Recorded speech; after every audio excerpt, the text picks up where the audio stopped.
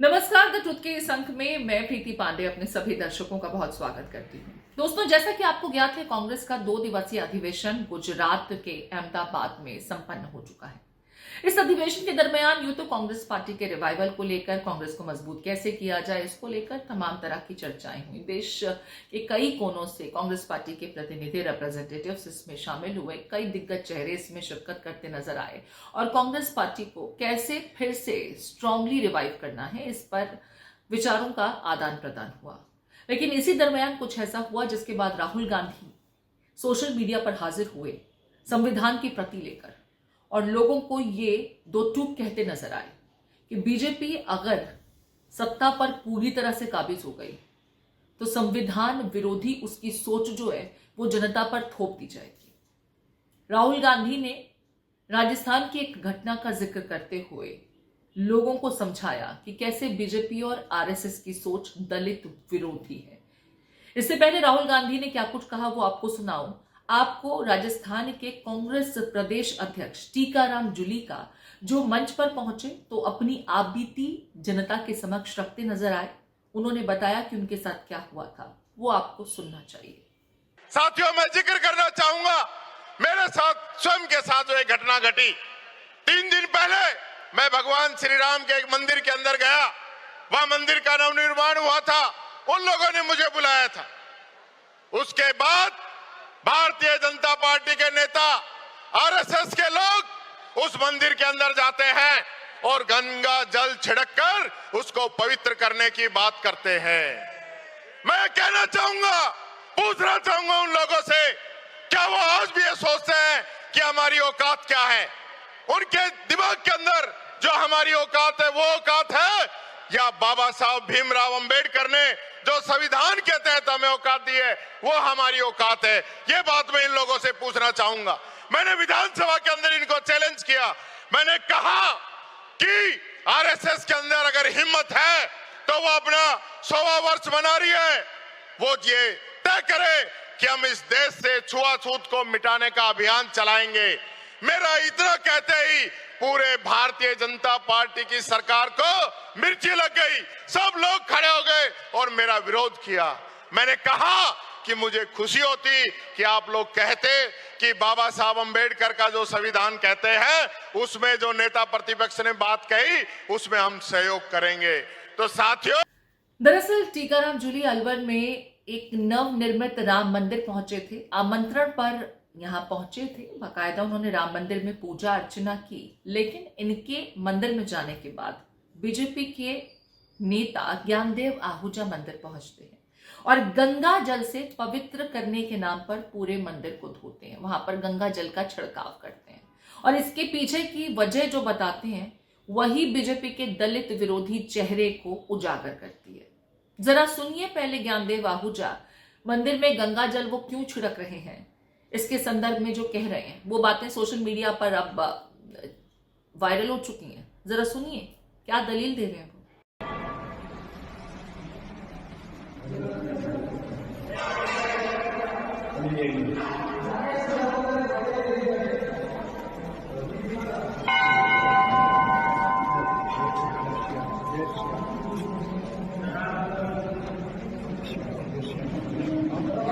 मंदिरों को अपवित्र मत करो। ये भगवान श्री राम का मंदिर है, इनके चरणों में मैंने भी गंगा जल छिड़का है। गंगा जल से पवित्र क्यों? अपवित्र लोग आ गए। बस क्या था, बीजेपी के नेता हैं ज्ञानदेव आहूजा, पूर्व विधायक भी रह चुके हैं और जब वो ऐसा कुछ कर रहे हैं, कांग्रेस का एक दलित चेहरा मंदिर में गया, पूजा की, आमंत्रण पर गए थे, तो ये जैसे पाप हो गया, जैसे गुनाह हो गया, मंदिर को धोने लगे। अस्पृश्यता आज इस समाज में कहीं नहीं है ऐसा हम कहते हैं, फिर इस तरह की सोच सामने आती है जो ये कहती है कि कागजों में कुछ चीजें होंगी, हकीकत में अभी भी वो चीजें एग्जिस्ट करती हैं, एक्सटिंक्ट नहीं हुई। राहुल गांधी इसी मुद्दे को लेकर के कॉन्स्टिट्यूशन की प्रति लेकर जनता के बीच हाजिर हुए। सोशल मीडिया प्लेटफॉर्म पर लोगों को बताने लगे कि बीजेपी का असल चेहरा दलित विरोधी ही है। सुन लीजिए राहुल गांधी। भाइयों और बहनों, आपने ये वीडियो देखा, हम सब ने ये वीडियो देखा, दुख हुआ, दर्द हुआ, गुस्सा लगा।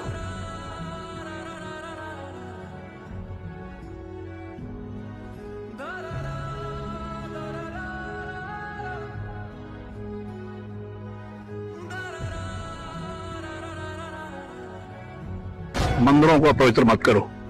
ये भगवान श्री राम का मंदिर है, इनके चरणों में मैंने भी गंगा जल छिड़का है। गंगा जल से पवित्र क्यों? अपवित्र लोग आ गए। हमारे देशवासियों के साथ ये क्या किया जा रहा है?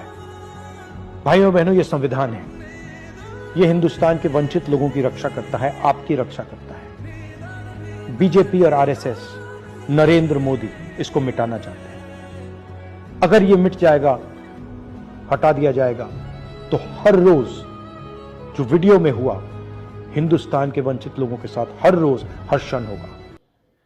मल्लिकार्जुन खड़गे कांग्रेस के अध्यक्ष हैं। गुजरात में पार्टी के अधिवेशन के दरमियान इस घटना के संदर्भ में उन्होंने क्या कुछ कहा भारतीय जनता पार्टी को लेकर, आपको सुनना चाहिए। आज मैं देखा एक दलित आदमी जो इनके जमाने में जब वो मंदिर में गया रामनवमी के लिए, वो हमारा एलओपी है, अंदर गया, दर्शन लिया, जब बाहर आया तो वहां के लोग गंगा जल ला के पवित्र करने का काम वो लोगों ने किया। ये शर्म की बात नहीं है। हम भी हिंदू हैं ना, जो दलित लोग हैं, जो पिछड़े हैं, जो अस्पृश्य लोग हैं, ये भी तो इंसान है ना। ये भी तो आपके हिंदू धर्म के ही वो अंग होते ना। उन्होंने अगर मंदिर में जाते हैं, दर्शन लेकर अगर आते हैं, तो आप वो गंगा जल छिड़का के उसको पवित्र करते हैं। ये शर्म की बात है। और बार बार ये कांग्रेस वाले हिंदुओं के खिलाफ है, ये हिंदू के मानते नहीं उसूल। यही उसूल मानना, हमको अंदर नहीं आने देते, दर्शन नहीं देते, हमका अपमान करते हो। और ये कल के पेपर में आए, ये बहुत दिन का नहीं, वो भी एक पॉलिटिशियन, वो भी एक एलओपी, उसकी हालत ये है तो सोचिए देहात में रहने वाले जो दलित हिंदू है उनकी क्या दशा होगी। मोदी साहब, ये सुधारो पहले। शाह, पूरे आपके पास होम मिनिस्ट्री है, इन अत्याचारों को बंद करो, तब तुम इस देश के अच्छे होम मिनिस्टर बन सकते हो। लेकिन तुमको वो होना नहीं है। आपको सिर्फ ईडी, सीबीआई, आईबी इनके पीछे भागना है। गरीब लोगों को, छोटे मोटे व्यापारियों को तंग करना है, यह आपकी मंशा है। हालांकि जैसे ही ये वीडियो सोशल मीडिया पर वायरल हुआ और कांग्रेसी खेमे से बीजेपी के दलित विरोधी होने को लेकर के हाई तौबा मचाए जाने लगी, उनके विरुद्ध फौरन एक्शन ले लिया गया और बाकायदा जो कारण बाकी सेक्शन को लेकर के बताए गए, समझाए गए, उन कारणों में भी ये बताया गया कि जब अयोध्या में राम मंदिर की नींव भी रखी जा रही थी तो उसमें जो पहले पत्थर रखने वाले लोग थे उसमें एक दलित समुदाय से आने वाला व्यक्ति भी था। तो बीजेपी की सोच दलित विरोधी कभी नहीं है, ये उनकी व्यक्तिगत सोच हो सकती है जिससे पार्टी इत्तेफाक नहीं रखती और उनके विरुद्ध बाकायदा डिसिप्लिनरी एक्शन लेने की बात कही गई। बीजेपी के इस लेटर को भी देखिए जो इस घटना के संज्ञान में आने के बाद उनकी तरफ से बतौर एक्शन लिया गया, जो कार्रवाई की गई।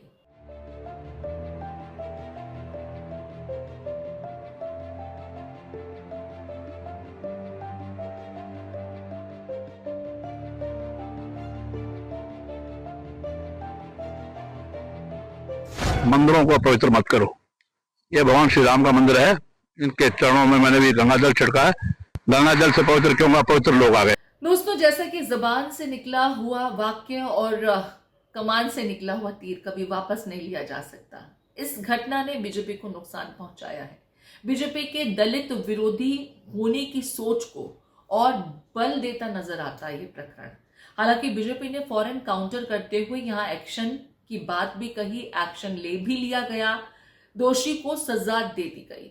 लेकिन कांग्रेसी खेमा बार बार संविधान की प्रति लेकर अब यही कह रहा है कि ये बीजेपी मजबूरन भले ही कोई भी एक्शन ले ले, कोई भी कार्रवाई कर ले, लेकिन हकीकत यही है कि उसकी मानसिकता, उसकी सोच दलित विरोधी ही है। वो देश के लोगों को वोट के लिए भले ही बड़े बड़े वायदे करे, लेकिन हकीकत में अगर सत्ता पर पूरी तरह से बीजेपी का वर्चस्व स्थापित हो जाए तो आज की तारीख में जो स्थितियां पैदा होंगी उसकी लोग कल्पना भी नहीं कर सकते। राहुल गांधी ने अपने स्टेटमेंट में ये भी दावा किया है। इस पूरे प्रकरण को, इस पूरी घटना को, और ज्ञानदेव आहूजा ने जो घटिया एक्शन लिया, घटिया एक्ट किया, उसे आप किस तरीके से देखते हैं? आज के समाज में दलित विरोधी होना, अस्पृश्यता, छुआछूत, इन सब की कहीं कोई जगह नहीं है। आज लोग अपनी काबिलियत से एक मुकाम पर पहुंचते हैं, लेकिन फिर इस तरह की दकियानुसी सोच जब आती है तो भारतीय जनता पार्टी जो खुद को सबका साथ सबका विकास के नारे के साथ लेकर के आगे बढ़ती है, वो सबका साथ सबका विकास बेमाना सा नजर आने लगता है कि सिर्फ जुमलों में है। और यही वजह है कि इस मुद्दे को लेकर कांग्रेस पार्टी एक बार फिर से मैदान पर बीजेपी के विरुद्ध ताल ठोकती नजर आ रही है। आप इस घटना को किस तरीके से देखते हैं? आपके कमेंट्स का इंतजार रहेगा।